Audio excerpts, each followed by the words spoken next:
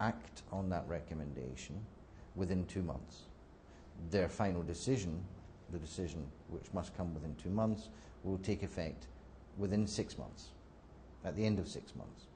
Now, that does give us time, not only to engage in dialogue, as we would hope, on the content of the report, but also to seek and solicit from the Sri Lankan authorities evidence of action that would counteract the conclusions of the report.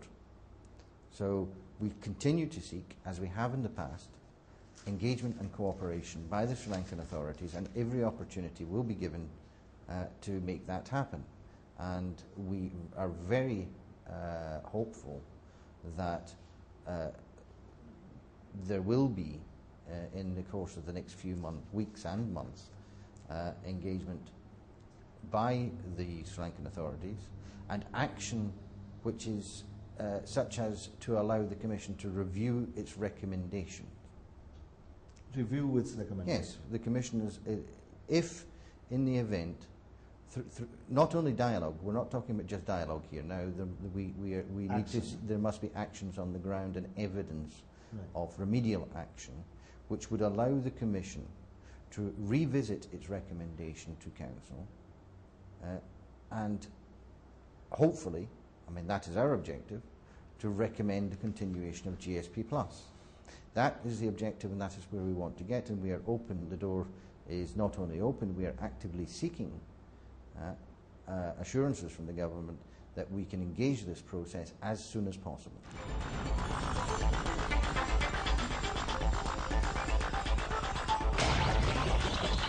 Okay, you bring up two important points. One is you're saying, look, it is possible that these recommendations can be revised. Of course. Even though, now let me just state this, even though the government of Sri Lanka has taken the position that it has effectively implemented the three conventions, but the Commission concluded neither the ICCPR, the CAT, nor the CRC, the legislation has been incorporated in the way it was expected, right? So that the implementation is not happening on the ground. So what you're then saying is, also if the government is willing to take certain action to implement, right, what you are saying hasn't actually been legislated. Now, what I'm saying is there are a number of shortcomings which are listed in the report. You mentioned it's quite a lengthy report. Right. It's a very detailed report. Right. And these shortcomings are are analysed in a considerable amount of detail.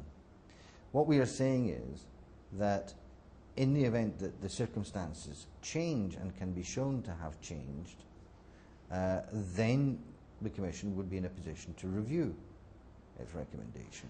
And I have to say that, you know, the object of the exercise is not a once and for all shut off. This is a process, and we are willing to engage in that process. Now, see, another issue, perhaps maybe there is some room to play here, is you have said, you know, you had many arguments that led to the conclusions. You know, you built those arguments logically, and one that you said is that the credibility of the institutions to protect human rights has suffered due to appointments outside of the 17th Amendment to the Constitution of Sri Lanka.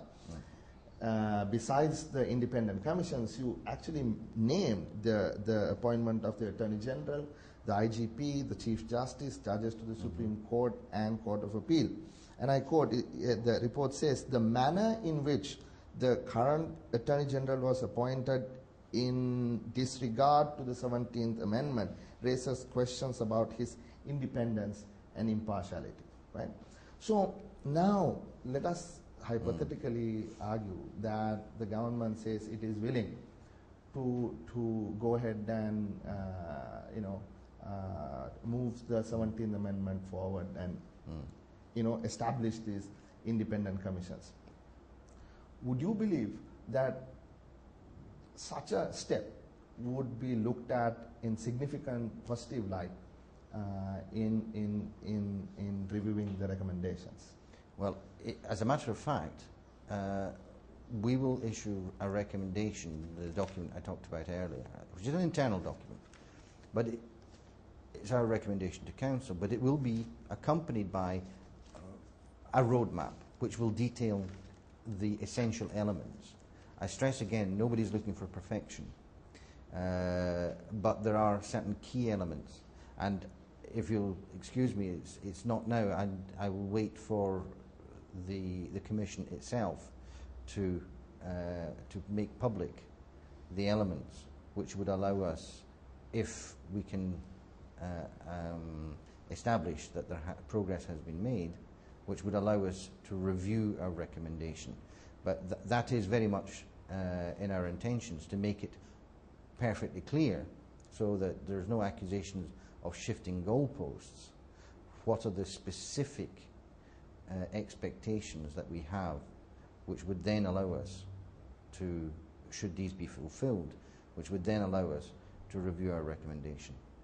So what you're basically saying is, given all this, there will be a list of things, a wish list. Yeah, in a way. I wouldn't perhaps term it that, but right. Yeah. yes, That, a roadmap. A roadmap. Okay. That government of Sri Lanka here. This is what we think you should start working on. And if you start working on these things, and we see some action on the ground in the next 2 months, we are willing to. Or longer. I'm not saying 2 months. I'm not saying 6 months. I'm saying that as we move forward, these will be the elements, this roadmap, which we will arrive at, I have to stress again, after consultation, or at least the offer of consultation to the Sri Lankan authorities. We have no desire that this be a wholly unilateral process, and this has been the case right from the start. We actively seek the engagement of the Sri Lankan authorities, which would allow us perhaps to modify the sorts of things that would be in this roadmap. But we have a time constraint, so within the next few weeks we must arrive at that. And as we move forward, whether it's 2 weeks, whether it's 2 months, or longer, those will be the elements, the touchstones on which we would